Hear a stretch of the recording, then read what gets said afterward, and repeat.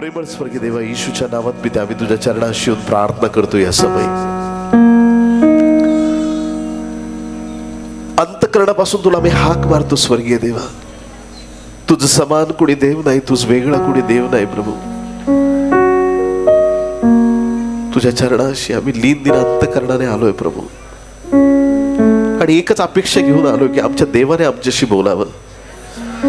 माणसाचं बोलणं, माणसाचे विचार ऐकायला आम्ही इथं आलेलो नाही देवा. स्वर्गातून येणारी तुझी वाणी आज आमच्या कानी पडू देत. ज्यांना बरं करायचं त्यांना बरं कर, ज्यांना भविष्यवाणीचे शब्द द्यायचे त्यांना दे प्रभू, ज्यांना वचन द्यायचे त्यांना वचन दे, ज्यांना जी गरज आहे ती दे प्रभू. जे तुला करायचंय ते इथं कर प्रभू. आणि असं कर देवा की हे घडत असताना तुझा दास इथं कोणाला समोर दिसू देऊ नको. असं कर प्रभू. साक्षात ख्रिस्ता तुझं दर्शन तुझ्या लोकांना होऊ दे. तुझ्या सामर्थ्याची नदी आज रात्री वाहू दे देवा. तुझा गौरव घडून आण प्रभू. वचन ऐकता ऐकताच बंधन सुटले जाऊ देत. इथं बसलेला असतानाच प्रभू नको असलेल्या गोष्टी निघून जाऊ देत. इथं बसलेलो असतानाच परिवारांमध्ये बदल घडू देत. इथं असतानाच प्रभू बाहेर बंधन तुटले जाऊ देत. इथं असतानाच चिन्ह चमत्कार घडू देत. इथं असतानाच प्रभू तुझ्या सामर्थ्याची ओतणी कर. तुझ्या अलौकिक भेटीसाठी आम्ही आतुर आहेत देवा. तुझ्या अलौकिक भेटीसाठी प्रभू तुला धन्यवाद. आज तू आमच्याशी बोलत आहेस. हे वातावरण तुझ्या पवित्र हाती घे. तुझा अलौकिक आणि महान गौरव प्रकट कर राजा. ओठ माझेत पण आमचा विश्वास आहे प्रत्येक शब्द स्वर्गापासून येत आहे. तुझ्या वाणीने, तुझ्या शब्दाने आज आमच्या अंतःकरणाची भेट घे. आमच्याशी बोल आणि तुझं बोलणं कळण्यासाठी पवित्र आत्मा दे प्रभू. हा वेळ समय तुझ्या हाती घे. ही सर्व प्रार्थना उद्धारक येशू याच्या गोड, पवित्र आणि सर्वोच्च नावात मागतो म्हणून पिता ऐक. आमेन, आमेन. आपण बसू शकता. ज्या येशूची तुम्ही आणि मी सेवा करत आहोत, त्या येशूने तुमच्या आणि माझ्यासाठी स्वर्ग सोडला. तो या भूतलावरती आला. त्याच्या येण्याने संपूर्ण विश्वात फार मोठा बदल घडला. ज्या मी पापाच्या अधीन होतो, बंधनामध्ये होतो, दीन, दरिद्री, कंगाल, टाकाऊ, नाकारलेले, धिक्कारलेले, जगाने ज्यांना झुगारून टाकलं होतं, कुठल्याही कामासाठी उपयोगाचे नसलेले, असे आपण असताना ख्रिस्ताच्या बलिदानाने, त्याच्या वधस्तंभावरील सामर्थ्याने तुम्हाला आणि मला देवाच्या जवळ आणलं. जे आम्ही परकीय होतो, देवाच्या पासूनचे दूर असे होतो, आमची लायकी नव्हती, आमची पात्रता नव्हती, देवाचा पवित्र मेज आणि त्या मेजावरती बसण्याची योग्यता फक्त इस्रायली या लोकांची होती. त्या मेजावरून खाली पडलेला चूर देखील उचलून घेण्याची आमची पात्रता नव्हती. परंतु येशू ख्रिस्ताच्या बलिदानाने जे आम्ही परकीय होतो, आता आम्ही स्वकीय झालो. जे आम्ही धिक्कारलेले होतो, ते आम्ही स्वीकारलेले झालो. आमचं जीवन परमेश्वराने परिवर्तित केलं आहे. ख्रिस्ताचा वधस्तंभ, त्या वधस्तंभामध्ये दोन खांब आहेत प्रियांनो. एक खांब उभा खांब आहे आणि दुसरा खांब आडवा खांब आहे. उभा खांब म्हणजे तुमचा आणि देवाचा संपर्क चांगला आहे याचं चिन्ह आहे. आडवा खांब म्हणजे तुम्ही लोकांशी सुद्धा चांगले आहात हे त्याचं चिन्ह आहे. बऱ्याचदा आम्ही लोकांबरोबर चांगले असतो, देवाशी आमचा संपर्क चांगला नसतो. बऱ्याचदा आम्ही लोकांशी चांगले आहोत पण देवाशी आमचा संपर्क चांगला नसतो. पण वधस्तंभ पूर्ण तेव्हाच होतो ज्यावेळेस आम्ही इतरांशी चांगलं वागतो आणि देवाशी पण जुळलेले राहतो. हालेलुया. हा वधस्तंभ म्हणजे एक गणितातल्या चिन्हासारखं आहे.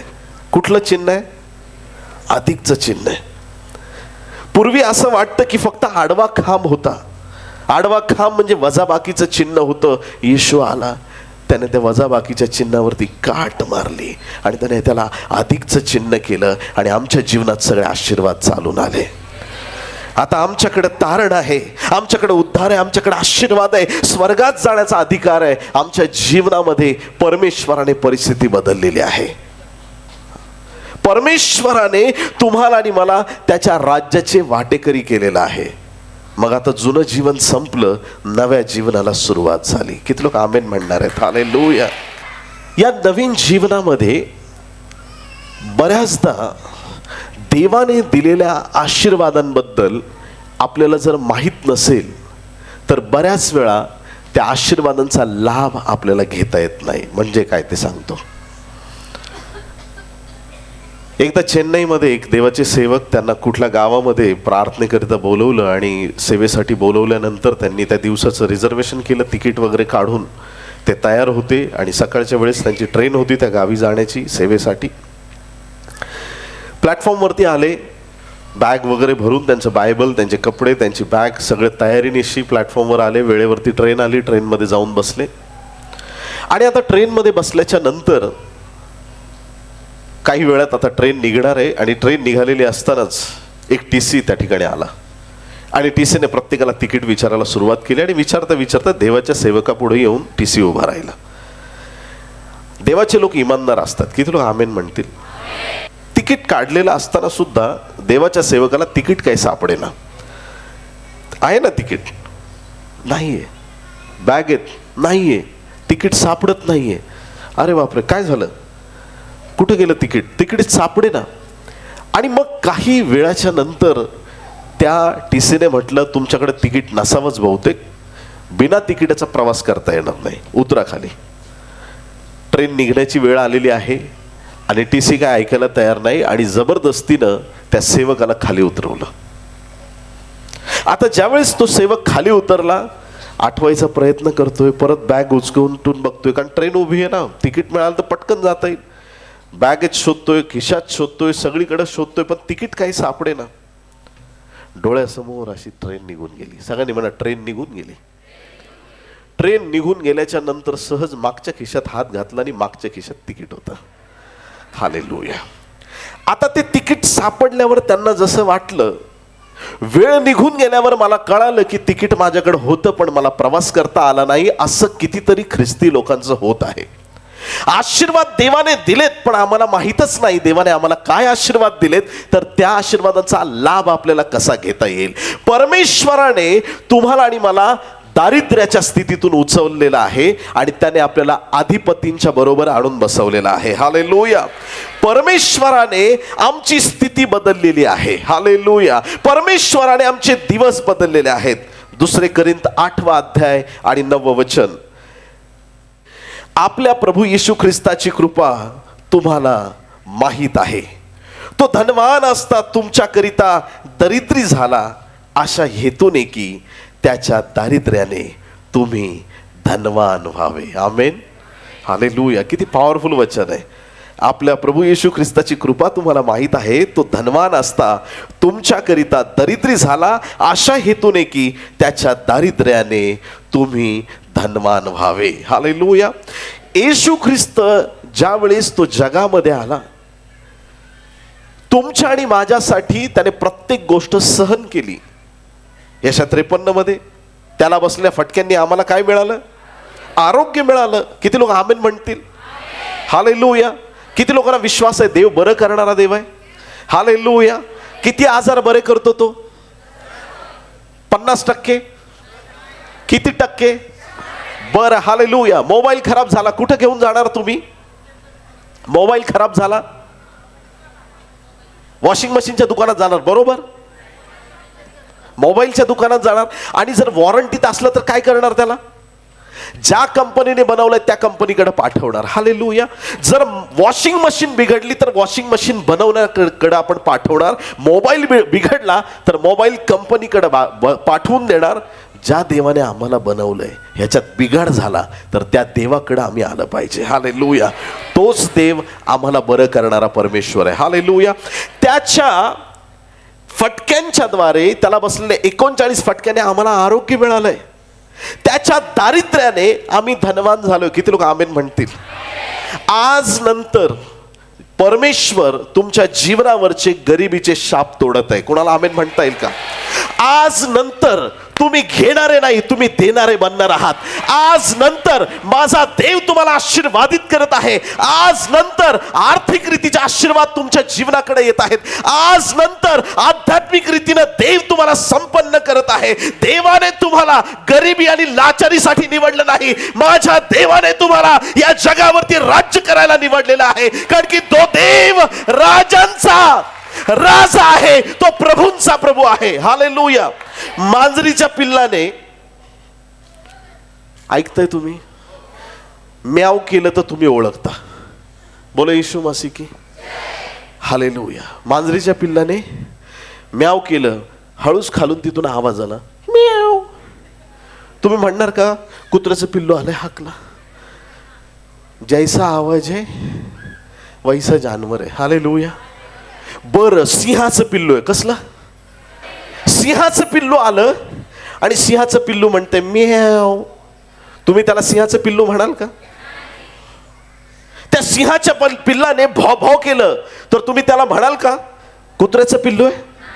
त्याने कसले पण आवाज काढू द्या, पण ते पिल्लू सिंहाचं आहे. हे सगळे तुम्ही यहुदा वंशाच्या सिंहाचे बच्चे आहात. तुमचा आवाज गरिबीमध्ये बदलला, तुमचा आवाज संकटामध्ये बदलला, तरी लक्षात ठेवा सेनांचा यहोवा देव तुमचा बाप आहे. स्वर्गात विराजमान देव तुमचा पिता आहे. तुमच्या परिस्थिती पुढे नतमस्तक होऊ नका. व्हायचं असेल तर देवा पुढे नतमस्तक व्हा. हालेलुया. परमेश्वर आज तुमची परिस्थिती बदलणार. तुम्हाला विश्वास आहे? मग नक्कीच बदलणार. हालेलुया. प्रभूला धन्यवाद. तो धनवान असता दरिद्री झाला, त्याच्या दारिद्र्याने आपण धनवान व्हावं. मग आमचा रोजचा दिवस असा असला पाहिजे की आम्ही धनवान देवाचे धनवान लोक आहोत असंच विचार करून चालायचं. हालेलुया. देवाच्या प्रिय लोकांनो, स्वर्गीय राज्यात सगळ्यांचा प्रवेश होईल, पण एक प्रकारचे लोक आहेत त्यांचा होणार नाही. सुईच्या नाकातून कोण जाऊ शकेल? है की नाही? आपल्या औरंगाबादचे उंट केवढे केवढे असतात, सुईच्या नाकातून लगेच पळून जातील इकडून तिकडं. बरोबर की नाही? जाणार का सुईच्या नाकातून? सुईचं नाक, सुई. म्हाताऱ्या माणसांना बघायचं दोरा ओवताना, ही सुई आहे, हा दोरा आहे, आणि ती सुईमधून दोरा वावताना एकदा तिकडून जातो एकदा इकडून जातो. अरे ज्या सुईमधून दोरा लवकर जात नाही, माझा देव सांगतो त्याच्यातून उंट जाईल, पण धनवानाला देवाच्या राज्यात प्रवेश मिळणार नाही. मग तुम्हाला श्रीमंत व्हायचे की नको? आता एकीकडे देव म्हणतो मी तुम्हाला धनवान करतोय, दुसरीकडे देव म्हणतो की धनवानांना स्वर्गाच्या राज्यात प्रवेश नाही. कुठल्या धनवानांना नाही हेच कळालं पाहिजे. अज्ञानामुळे माझ्या लोकांचा नाश होतोय, हे बायबलचं वचन आहे. अब्राम श्रीमंत होता, किती लोक आमेन म्हणतील? शलमोन राजा गरीब होता का श्रीमंत होता? त्याच्यासारखा श्रीमंत आज जगात कुणी नव्हता प्रियानो आजपर्यंत. हे जेवढे बिल गेट आणि वॉरन बफे, जेवढे मोठे मोठे तुम्ही नावं ऐकता ना, जर आज शलमोन राजा असता तर त्याच्या घडी झाडू मारायला हे श्रीमंत लोक राहिले असते, एवढा तो श्रीमंत होता. आपल्या औरंगाबाद मध्ये जेवढे दगड नाहीत तेवढी चांदी त्यांनी जमा केली होती. बोला येशू मसीह की. एकीकडे पैसा देव देतो हे पण सांगतोय मी, दुसरीकडे परत विचारतोय धनवान लोक स्वर्ग राज्यात जाणार नाहीत. काय फरक आहे? एकच फरक आहे, जे धनवान लोक त्यांच्या पैशाला देव मानतात ते स्वर्गात जाणार नाहीत. हालेलुया. पैसा किती पण आला, खिसे फुल झाले, बँका तुडुंब भरल्या, पण तरी पण हे परमेश्वरा तूच माझा देव राहणार आहेस. ते लोक आशीर्वादित आणि धन्य लोक आहेत. हालेलुया. बोलो येशू मसीह की. देवाच्या प्रिय लोकांनो, परमेश्वर आम्हाला आर्थिक आशीर्वाद देतो, स्वर्गीय आशीर्वादांनी आम्हाला तो संपन्न करतो. ज्या गोष्टी पैशाने मिळत नाहीत ते समाधान परमेश्वर तुम्हाला द्यायला तयार आहे. हालेलुया. ऐश्वर्य फक्त पैशांनी मोजलं जात नाही. काही लोकांकडे नुसतेच पैसे आहेत. बोलो येशू मसीह की. काही लोक म्हटले असे, मी फार मोठा बंगला बांधला, त्याच्यामध्ये 20 बेडरूम आहेत. किती? अरे पण तू 20 बेडरूमचा बंगला बांधला, तू काय मधमाशी आहे का? रात्रभर ह्या बेडरूम मध्ये 20 मिनिटं झोपलो, त्या बेडरूम मध्ये 20 मिनिटं झोपलो, तू रात्रभर काय फिरतच बसणार आहेस का? 10 ते 5 किती मोठा बंगला बांधला, तुला एकाच बेडरूम मध्ये झोपायचं ना? हालेलुया. आमची संपन्नता दिखाव्याची नसावी, पण ज्या वेळेस आम्ही ख्रिस्ताकडे पाहतो आम्हाला वाटलं पाहिजे की मला सगळं प्राप्त झालेलं आहे. ज्याला ख्रिस्त मिळाला त्याला सगळं मिळालं. रस्त्यावरचा कंगाल भिकारी जरी असला, त्याला जर येशू मिळाला, तो जगातला सर्वात श्रीमंत माणूस आहे, कारण की त्याला येशू नावाचं धन मिळालेलं आहे. त्याच्या सारखा जगात कुणी आनंदी नाही. हालेलुया. ज्याच्याकडे प्रभू आहे त्याच्या सगळ्या गरजा देव पूर्ण करतो, सगळ्या गरजा. त्याने विचार करावं, प्रभू त्याला पुरवत जातो, प्रभू त्याला आशीर्वादित करतो. त्याच्या दारिद्र्याने मी धनवान झालो. सगळ्यांनी म्हणा, त्याच्या दारिद्र्याने मी धनवान झालो. त्याच्या दारिद्र्याने मी धनवान झालो. दिवसभर असंच म्हणत राहायचं. Hallelujah, praise Lord. लोक म्हणतील, अरे तुझे तर खायचे प्यायचे वांदेत, काय झालं तुला? नाही, तरी सुद्धा त्याच्या दारिद्र्याने मी धनवान झालो. अरे काय झालं, तुझी मुलाची फी भरली नाही तो अजून, काही टेन्शन नाही, कारण की त्याच्या दारिद्र्याने मी धनवान झालो आहे. हालेलुया. अरे काय झालं रे, तुझ्यावरती लोन झालंय, टेन्शन घेऊ नको, त्याच्या दारिद्र्याने मी धनवान झालो आहे. हालेलुया.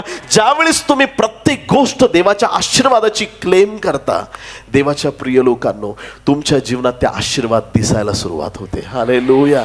तुमच्या जीवनात त्या गोष्टी घडायला सुरुवात होते. पण जे रडके लोक असतात,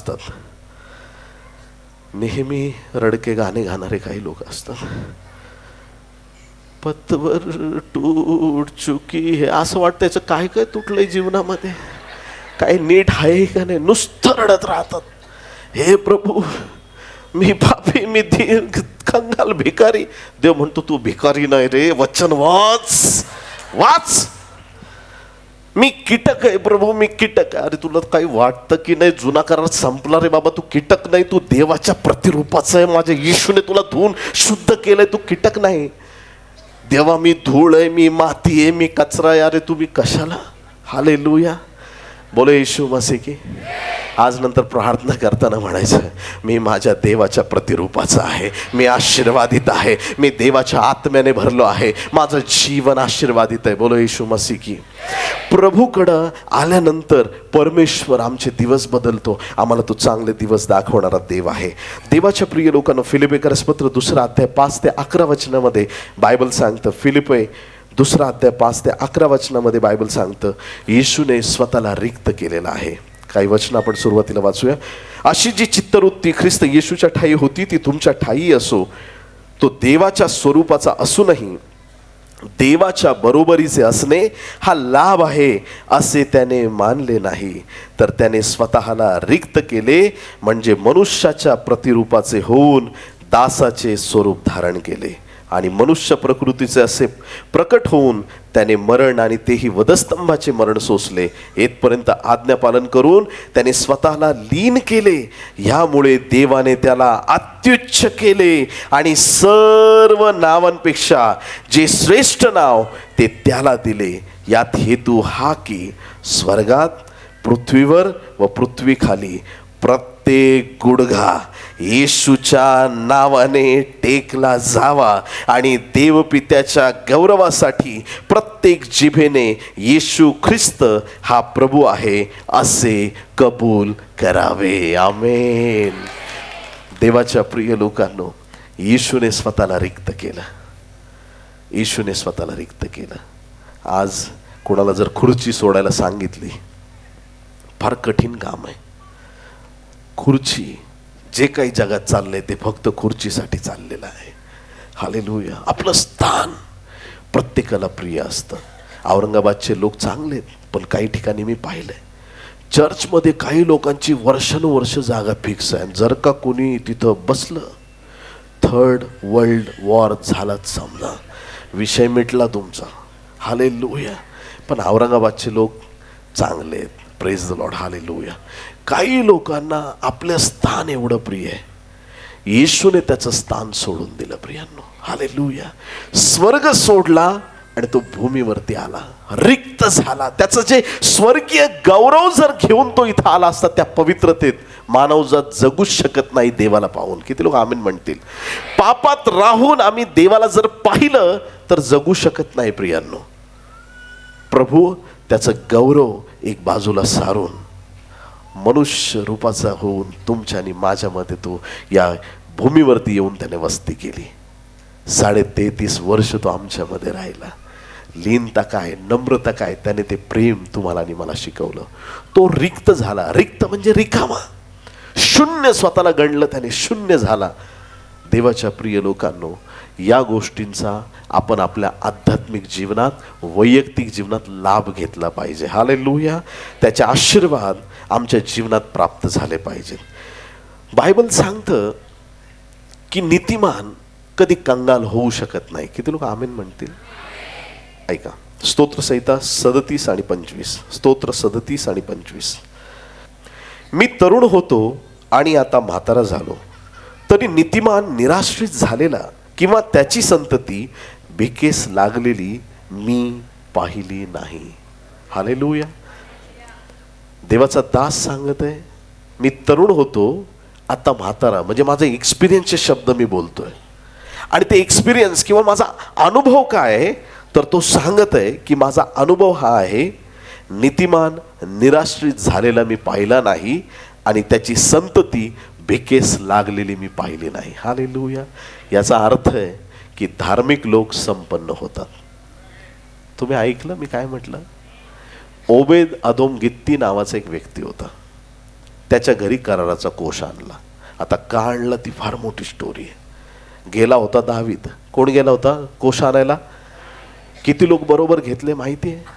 30,000 लोक. किती लोक? 30,000 लोकांना घेऊन देवाच्या कराराचा कोश आणायला गेला.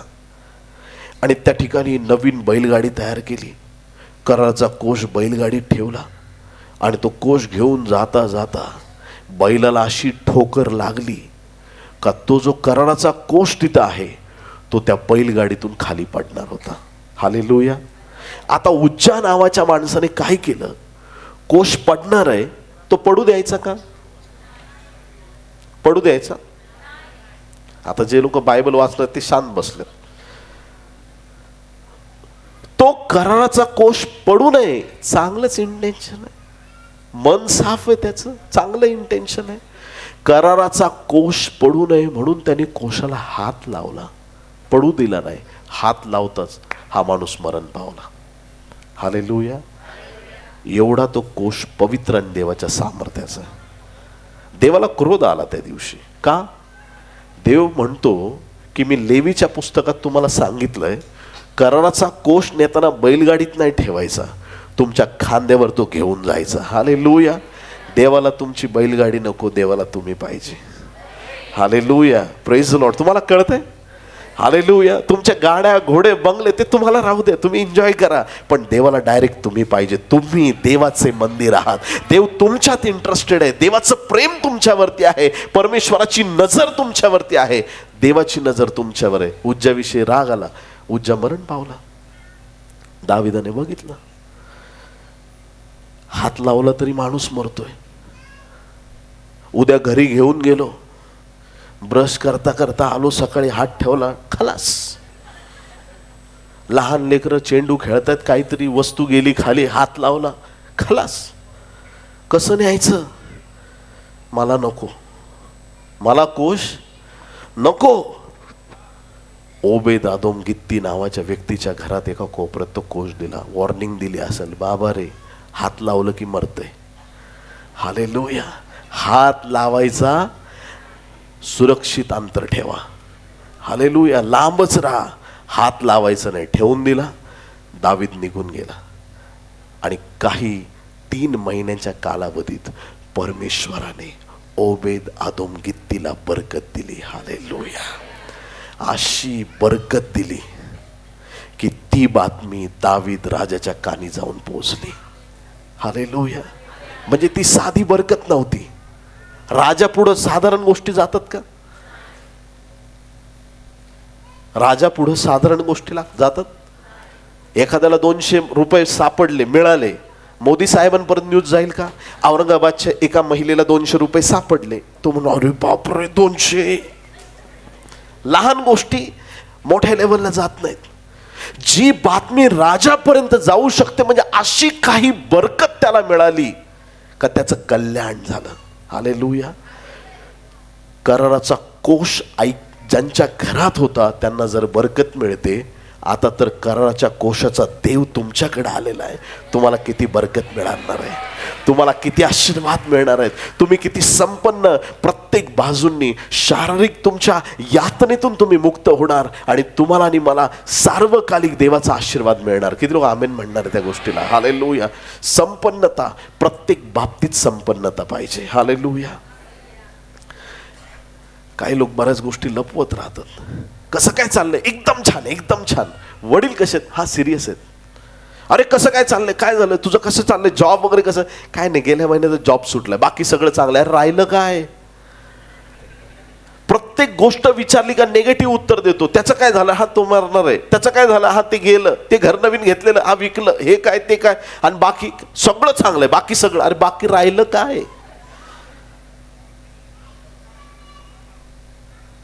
देवाला आज एक सांगा, मला लोकांना दिसण्यासाठी संपन्न नाही व्हायचंय. देवा, मला खरंच तुझ्या संपन्नतेची गरज आहे. हालेलुया. दिखाव्याची संपन्नता नकोय. ती फेसबुकवर दिसते, बस झाले. कचरापट्टीच्या बाजूला उभा राहून सेल्फी काढून काढून, हालेलुया, त्याला क्रॉप करून करून, एडिट करून करून असं वाटतं कुठं गेलाय माणूस. नसलेले चेहरे लावले जातात, नको त्या गोष्टी दाखवल्या जातात, जगाला दिसावं मी काय.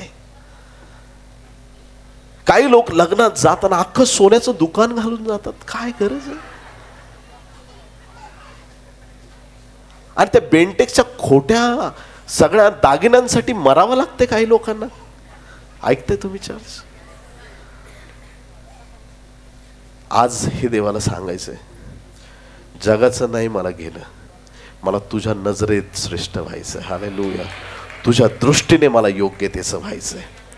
माझे दिवस, माझं जीवन, माझा प्रत्येक क्षण आशीर्वादित कर.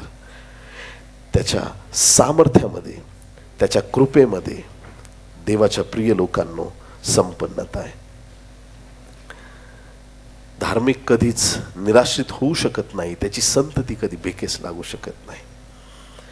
माणूस गरीब कसा होतो? गरीब होण्याची बरीचशी कारण आहेत. ऐकताय का तुम्ही सगळे? गरीब होण्याची बरीचशी कारण आहेत. नीतिसूत्र 11:24 वाचूया आपण. एक इसम व्यय करतो तरी त्याची वृद्धीच होते, एक वाजवीपेक्षा फाजील काटकसर करतो तरी तो बेकेस लागतो. फाजील काटकसर बेकेस लागतो. नीतिसूत्र 22:16 आणखीन वाचू.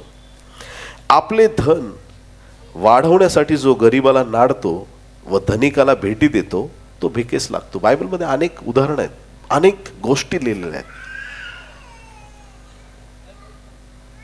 जो व्यक्ती गरज नसलेली वस्तू विकत घेतो, नीट ऐकताय का? शेवटपर्यंत माझा आवाज क्लिअर आहे? गरीब कोण होता? जो व्यक्ती गरज नसलेली गोष्ट विकत घेतो, येत्या दिवसात त्याला गरजेच्या वस्तू विकाव्या लागतात. समजायलंय का नाही समजायलंय? कळेश सगळ्यांना? हो का नाही? जी गोष्टच तुम्हाला गरजेची नाही ती घेऊन काय फायदा? राहायला घर नाही, काही लोक प्रार्थना करतात, देवा मला हेलिकॉप्टर दे. का तुझ्या घरातला पंखा चालत नाही? तुला हवा घ्यायला हेलिकॉप्टर पाहिजे का? देवाच्या प्रिय लोकांनो, आम्हाला जी सत्सद विवेक बुद्धी दिली आहे त्याचा वापर तर करायचाच, पण प्रार्थना करताना पवित्र आत्म्याच्या प्रेरणेने आपण मागितलं पाहिजे. हन्नाला मुलगा का दिला? रडत होती म्हणून? कधीच नाही. खूप लोक रडतायत जगात, त्यांच्या दुःखात, त्यांच्या यातनेमध्ये जग रडतंय, पण सगळ्यांच्या मागण्या मान्य होत नाहीत. एलियाच्या काळात सगळ्याच विद्वांच्या घरी जेवण नव्हतं. लक्ष देऊन ऐका प्रियांनो, सारफतच्या विधवेच्या घरी मात्र होतं. सगळ्याच रडणाऱ्यांची प्रार्थना ऐकली जाते का? नाही. त्या हन्नाची प्रार्थना का ऐकली देवाने? तिच्या बोलण्याकडे लक्ष दे. ती म्हणते, मला मुलगा दे, मी परत तुला देऊन टाकेल. असं मागा ज्याच्या देवाचा उद्देश सफल होईल. मला दे यासाठी की मला तुला देता यावं. मला संतान दे यासाठी की तुझा एक सेवक तयार होणार आहे. हालेलुया. मला गाडी दे यासाठी नको देऊ का मला गावाला सांगायचं मी गाडी घेतली. मला दे यासाठी की मला तुझी सेवा करायची. मला घर दे कारण त्या घरात मला तुझं काम करता येईल. हालेलुया. मला नोकरी दे कारण जर तुझा दास तुझी दासी चांगल्या रीतीनं राहिली तर तिला अजून तुझी सेवा करता येईल. तुमच्या मागण्यामध्ये दैवी संकल्प असला पाहिजे. हालेलुया. देवाच्या प्रिय लोकांनो, दारिद्र्य कुणाला गाठतं? जिथं इनकमिंग नाही, नुसतं आउट गोईंग आहे, त्याला दारिद्र्य गाठतं. हालेलुया. Praise Lord. उधळ्या पुत्र बापाकडून संपत्ती घेतो, उधळत राहतो आणि उधळून उधळून एक दिवशी थकला की मग शेंगा. हालेलुया. शेंगा. आता ज्या पंक्तीला तो बसत होता शेंगा खायला, काय मज्जाच मज्जा असेल त्याची. इकडून एक धक्का देतोय, तिकडून दुसरा धक्का देतोय, तिकडं सरक, ह्या माझ्या शेंगा आहेत. बापाच्या घरात मेज होता. चांगल्या दिवसात चांगलं राहायला शिका प्रियांनो. हालेलुया. खूप मोठी गोष्ट आहे. चांगल्या दिवसात ज्यांना चांगलं राहता येत नाही त्यांना लवकर वाईट दिवस बघावे लागतात. देवाच्या प्रिय संतगणांनो, आम्हाला जे परमेश्वर आशीर्वाद देतो त्या आशीर्वादात आम्ही टिकून राहणं गरजेचं आहे. हालेलुया. बोलो येशू मसीह की. जरी आपल्या पूर्वजांच्या चुकांनी, आमच्या स्वतःच्या चुकांनी जरी कधी फायनान्शियल लॉस झाला, घडतं असं. बऱ्याच ठिकाणी स्कीम्स येतात वेगवेगळ्या, 8 दिवसात डबल चौबल. बायको सांगत असते, नका हा देऊ तुमच्या मित्राला पैसे, हा गपचूप नेऊन देतो. ती बिचारी ओरडत राहते, नका, तो फसवणार आहे, मला वाटतंय, मनापासून मी प्रार्थना करते, मला जाणवतोय, नका देऊ, डबल करायला पैसे, सिंगल राहू द्या, डबल करू नका. तो म्हणतो नाही, मला डबलच करायचे. महाशय डबल होतात, डबल कुटाने होतात. हालेलुया. आणि मग एवढे डबल कुटाने होतात का फुटाने खायला पण पैसे राहत नाही. अवघड. जे आहे ते निघून जातं, ऐकलं नाही वेळेवरती. देवाच्या प्रिय लोकांनो, जरी कधी फसगत झाली, जरी कधी अशी अडचण आली, आम्ही संपन्न असावं देवाची इच्छा आहे, पण जरी कधी अडचण आली, पहिले शमूएल 2 अध्याय 8 वचन वाचूया आपण. तो कंगालांना धुळीतून उठवतो, दारिद्र्यांना उकिरड्यावरून उचलून उभे करतो, म्हणजे मग ते सरदारांच्या शेजारी बसतात आणि वैभवी सिंहासन त्यांना प्राप्त होते. कारण पृथ्वीचे आधारस्तंभ परमेश्वराच्या हातचे आहेत, त्यावर त्याने दुनिया ठेवली आहे. हालेलुया.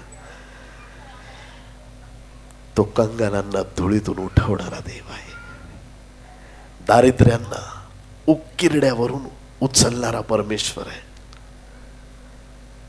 तुमच्याकडं जेव्हा पैसे असतील अकाउंटवरती, बँकेचे खूप फोन येतील, तुम्हाला FD करायची आहे का, तुम्हाला RD करायची आहे का, इन्व्हेस्टमेंटचे प्लॅन आहेत, पैसे आले, फंड सर्व्हिसचे पैसे आले की नातेवाईक सगळे गोळा होतात. मामा तुम्हाला भेटले नव्हते मी किती दिवस, रिटायरमेंटचे पैसे आलेले कळू द्या. जो ओळखीचा नाही तो पण तुम्हाला, ओ सलाम साहेब, ओ साहेब सलाम, सलाम, मी तुमचा लांबचा नातेवाईक आहे, सलाम, पण मी आता जवळ आलोय. आणि तुमच्याकडे पैसे नसले, कोणती बँक तुम्हाला लोन सुद्धा देणार नाही. ज्याचं सिबिल खराब आहे त्याचं सगळं खराबच समजून घ्या, त्याला नाही मिळत काही. एकच असा परमेश्वर आहे, तुझ्याकडे असो नसो, तू माझा संतान आहे, मी तुझ्यावरती प्रेम करणार. तो तुमच्यावरती दया करतो. कंगालांना धुळीत पाडल्यानंतर जग विचारायला येत नाही, तिथं माझा प्रभू विचारायला येतो. प्रियांनो, उदाहरणार्थ इथं 3 सिंहासनं ठेवलीत, एक सोन्याचं, एक चांदीचं, एक पितळेचं, आणि मी इथं खाली जमिनीवर बसलो. 3 सिंहासन आहेत. एक बोलत नाही तुम्ही, दुसरं, तिसरं, 3 सिंहासन देवासाठी बनवून ठेवलेत. प्रभू ये आणि विराजमान हो. कुठल्या सिंहासनावर देव बसणार? कुठल्या सिंहासनावर बसणार? वा वा वा, हालेलुया. काही लोकांना वाटेल तो सोन्याच्या सिंहासनावर बसेल. त्याला सोनं चांदी ते नको, त्याच्याकडे भरपूर आहे. तो येणार आणि माझ्या बरोबर इथं बसणार. प्रिया, तो देव आपला परमेश्वर आहे. ज्या परिस्थितीत जग तुम्हाला टाकून देतं, सोडून देतं, त्या ठिकाणी प्रभू तुमच्या सहाय्यासाठी येतो. जिथं कुणी येत नाही तिथं माझा प्रभू तुम्हाला मदत करायला येणार. जिथं कुणी एंट्री घेणार नाही, जिथं सख्खी बहीण म्हणेल नको, दादाला दुर्गंधी येत असेल, प्रभू म्हणतो नाही, तिकडंच जायचं. हालेलुया. सख्ख्या भावंडांना पण दुर्गंधी येईल, पण माझ्या प्रभूला येत नाही. हालेलुया. तो प्रत्येक परिस्थितीत त्याच्या लोकांना साथ देणारा, त्यांच्या बरोबर राहणार आहे. कंगालांना धुळीतून उठवणार आहे. काय करता येईल? अडचण आली, रडत बसायचं नाही, हिम्मत धर आज. आणि लक्षात ठेवा, ज्या देवाची तुम्ही सेवा करता त्याच्या घरात रस्तेच सोन्याचे आहेत. हालेलुया. एवढा श्रीमंत आहे, एवढा श्रीमंत देव आहे, संपन्न परमेश्वर आहे. आनंद, शांती, चांगुलपणा सगळं माझ्या देवाकडे आहे. हालेलुया. त्याच्याकडे आल्यानंतर नुसता पैसाच मिळत नाही, समाधान मिळतं. हालेलुया. Praise the Lord. त्याच्या उपस्थितीमध्ये आनंद मिळतो, जो आनंद जगात कुठंच मिळणार नाही. हालेलुया. संकट आले तरी तुम्ही स्माइल करून बघाल. हालेलुया. कुणी येऊन सांगल, भाई काय झालं? तुझ्या नवऱ्याची गाडी कोणीतरी तोडून टाकली बाहेर, मोटरसायकल. अच्छा, ठीक आहे, काय नाही, ठीक आहे, काय नाही, जाऊ ते, प्रभू बघून घेईल. हालेलुया. अशा लोकांना त्याच दिवशी नवीन गाडी मिळते. हालेलुया. Praise the Lord. लोक येऊन म्हणतात, अरे तुझा जॉब कसा काय गेला? बाप रे, एवढ्या पगाराची नोकरी गेली. काय नाही, प्रभू दुसरी मोठ्या पगाराची देणार आहे. हालेलुया. जे गेलंय त्याच्याबद्दल रडत बसायचं नाही. हालेलुया. संकटात रडत बसायचं नाही, हिम्मत बांधायची, उभं राहायचं आणि म्हणायचं माझा देव माझ्या बरोबर आहे. मी धुळीत आहे पण माझा देव मला इथून उचलणार आहे. मी कंगाल आहे, माझा देव इथून उचलणार आहे. काही लोक फक्त आता ही गरिबी आणि हे कंगालपण फक्त पैशाबद्दल नसतं. काही लेकरांना एखादा विषय खूप कठीण जातो. गणित कठीण आहे एखाद्याला, इंग्लिशमध्ये, इंग्लिश लँग्वेज खूप सोपी आहे मराठीपेक्षा, मराठी खूप अवघड आहे. हालेलुया.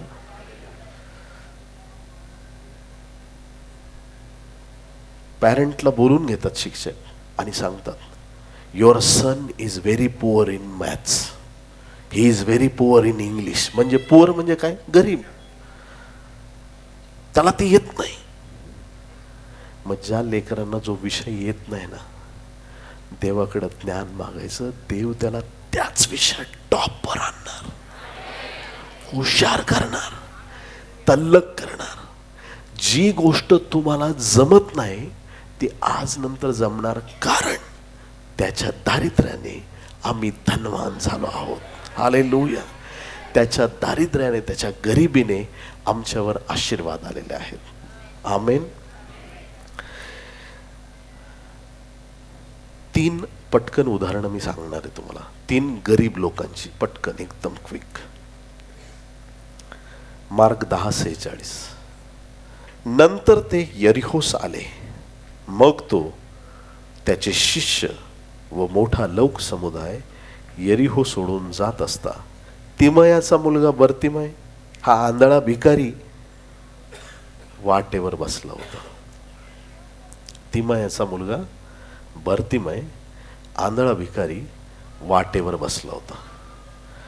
आता हा भरतीमय नावाचा आंधळा व्यक्ती, हा भिकारी वाटेवरती बसलेला आहे. आता त्याच्या बाजूला काय अंबानी, टाटा, बिर्ला काय बसलेले नव्हते. हा भिकारी आहे. भिकाऱ्याच्या बाजूला कोण बसणार? मोठ्याने बोलत नाही तुम्ही. भिकाऱ्याच्या बाजूला कोण बसणार? भिकारीच बसणार. त्याच्या बाजूला दुसरे पण भिकारी होते. ह्याला दिसत नव्हतं, ऐकता येत होतं, बोलता पण येत होतं, फक्त त्याला दिसत नव्हतं. बाकीचे इतर भिकारी असतील ज्यांना दिसत असेल, कोणीतरी सांगितलं गर्दी येते तिकडून फार मोठी, आज धंदा फॉर्म मध्ये. सगळ्या लाईनला जेवढे भिकारी बसलेत त्यांचं काय म्हणणं आहे? आज धंदा फॉर्म मध्ये. आता एवढी मोठी गर्दी, ह्या वाटेने जाणार दयाळू कनवाळू लोक तिथून जाणार आहेत. आता आपण भीक मागायची सगळ्यांनी. येस, रेडी व्हा, सगळे रेडी व्हा. आणि प्रत्येक जण 1 रुपये दे, 2 रुपये दे. सगळ्यांचे आवाज वेगळे वेगळे. कुणी 50 मागायची हिंमत केली असेल, कुणी 100 मागायची पण हिंमत त्या दिवशी केली असेल. कारण सगळे धार्मिक येशूच्या मागत चालणारे लोक चाललेले आहेत, प्रार्थनेवाले लोक चाललेले आहेत, दान धर्म करणारे लोक चाललेत. पूर्ण सगळी भिकाऱ्यांची लाईन त्या दिवशी आनंदी असेल. पण त्या लाईन मध्ये, त्या गर्दीत एक जण आहे, तो 50-100 मागायला तयार नाही. तो ओरडायला लागला, मला 50 आणि 100 नको, जो सगळ्या गोष्टीचा मालक आहे तो देव मला पाहिजे. तो ओरडायला लागला, येशू माझ्यावर दया करा. शिष्य म्हणतात, हे बाकीचे कसे जरा शांत चित्ताने मागतायत ना भीक, आणि येशूला आवाज देऊन फायदा नाही काही. कारण येशूचे मिनिस्ट्रीचे जे पण पैसे आहेत ते यहुदाकडे आहेत. त्याच्यामुळे तुला बोलायचं असलं यहुदा यहुदा बोल, का डबी त्याच्याकडे आहे. येशूचं नाव नको घेऊ. कदाचित ती गर्दी, तो कल्लोळ, तो आवाज, त्या दिवशी भरतीमयने ठरवलं की हे लाईन मध्ये बाकीचे भिकारी मागणार आहेत ना, त्यांना जी संपत्ती मिळेल ती संपणार आहे, पण मला आज ती संपत्ती पाहिजे जी कधी संपणार नाही. आजचा क्षण मी जर घालवला तर हा क्षण माझ्या आयुष्यात परत कधी येणार नाही. मी आंधळा जन्मलो, पण मी आंधळा मरणार नाही. मी गरिबीत जन्मलो, पण मी गरिबीत मरणार नाही. मी अज्ञानात जन्मलो, पण मी अज्ञानात मरणार नाही. मी जसा होतो मी तसा राहणार नाही. काय करायचंय? ओरडायला सुरुवात केली, नासरी येशू माझ्यावर दया करा. ओरडत राहिला. शिष्य दटावतायत, बाजूचे भिकारी त्याला बोलत असेल, अरे गप ना बाबा, ओरडू नको, कांठळ्या बसले, शांत बस. कोणाचंच ऐकायला तयार नाही. एक क्षण आला, प्रभू थांबला आणि प्रभूने सांगितलं, त्याला माझ्याकडे घेऊन या. या भिकाऱ्याने काय केलं? त्याचे भीक मागण्याचे वस्त्र त्याच्या अंगावर होते. युनिफॉर्म असायचं त्या काळी. जसं आपण एखाद्याला पाहून म्हणतो, हा व्यक्ती पोलीसमध्ये, त्याच्या युनिफॉर्म वरून, हा नेव्हीमध्ये आहे, हा शाळेचा मुलगा. युनिफॉर्म फार महत्वाचा आहे. त्या काळात लोक अंगावर विशिष्ट प्रकारचे कपडे घ्यायचे, त्याच्याहून कळायचं की हे भिकारी आहे, त्यांना पैसे द्यायचे. ज्या वेळेस येशूने त्याला बोलवलं, बायबलची वचनं त्या ठिकाणी स्पष्ट सांगतात की त्याने आपले वस्त्र तिथंच टाकले, कारण त्याला कळालं की माझ्या देवाने मला आता बोलवले आणि आज नंतर मला भीक मागावी लागणार नाही. ज्या देवाकडे मी चाललेलो आहे, आजपर्यंत या जगाच्या इतिहासात येशूच्या नावाने भीक मागणारे लोक मी पाहिलेले नाहीत. हालेलुया. ऐका, रानू मंडल मागायची, पण देवाने तिला बदलून टाकलं. बोलो येशू मसीह की. येशूच्या नावाने कुणीच भीक नाही मागत. त्याने अशी हाक मारली, प्रभूने त्याला बोलवलं. प्रभू विचारतो, मी तुझ्यासाठी काय करू? काय करू? पैसे मागू शकतो, गरजा पूर्ण करण्याची कुठलीही गोष्ट मागितली असती, प्रभू देऊ शकतो त्याला. तो दृष्टी मागतो अशासाठी की त्याला प्रभूला पाहता यावं. माझ्या निर्माणकर्त्याला आज मी बघणार, माझ्या देवाला मी बघणार, ज्याच्यासाठी पुरातन काळातले सगळे संदेष्टे तरसले होते प्रभूच्या दर्शनासाठी. तो प्रभू मला पाहता यावा. हालेलुया. मला दृष्टी दे प्रभू. बर्तिमयला त्या दिवशी दृष्टी आली. त्या दिवसानंतर बर्तिमय कंगाल राहिला नाही. आमेन. आणखीन एक उदाहरण, लूक 16 अध्याय 19 आणि 20 वचन. कोणी एक श्रीमंत मनुष्य होता. तो जांभळी व तलम वस्त्रे घालत असे आणि दररोज थाटामाटाने ख्याली खुशाली करत असे. त्याच्या दरवाजाजवळ फोडांनी भरलेला लाजर नावाचा एक दरिद्री माणूस टाकण्यात आला होता. हा दरिद्री लाजर श्रीमंताच्या घराच्या बाहेर, गेटच्या बाहेर तिकडं एका बाजूला पडलेला आहे. दरिद्री लाजर श्रीमंताच्या मेजावरून जे काही पडेल ते खाण्याची त्याला अपेक्षा होती. फ्रेश जेवण मिळेल याची नव्हती. कोणीतरी मला चांगलं जेवण आणून देईल नाही, फक्त जगायचंय. काय पडेल, कचरा काय असेल ते. श्रीमंत माणूस जे जेवणातून काढून टाकेल, फेकून देईल, ते मी खायला तयार आहे, एवढीच त्याची अपेक्षा. असे काही दिवस आले असतील, हा श्रीमंत माणूस काहीच खाली पडू देईना. आतमधला घरातला खाऊन खाऊन मेला आणि बाहेरचा उपाशी राहून मेला. आतमधल्याचं ब्लड प्रेशर हाय, बाहेरच्याचं लो. आतमधल्याची शुगर हाय, बाहेरच्याची लो. हालेलुया. दोघांमध्ये फरक आहे. दोघांमध्ये फरक आहे. दोघंही मरण पावले. बायबल सांगतं या श्रीमंताला नरकाच्या अग्नीमध्ये टाकण्यात आलं. हालेलुया. कुठं टाकण्यात आलं त्याला? नरकाच्या अग्नीत. आणि अब्राहम, ज्याची तुम्ही आणि मी संतती आहोत, त्या अब्रामाच्या उराशी लाजर जाऊन पोहोचला. हालेलुया. Praise the Lord. आता तो दीन दरिद्र आणि कंगाल राहिला नाही प्रियांनो. देवाने त्याला संपन्न केलं. त्याच प्रकारे प्रेषितांची कृत्ये 3 अध्यायामध्ये 2 वचन आपण वाचूया. प्रेषित 3 आणि 2.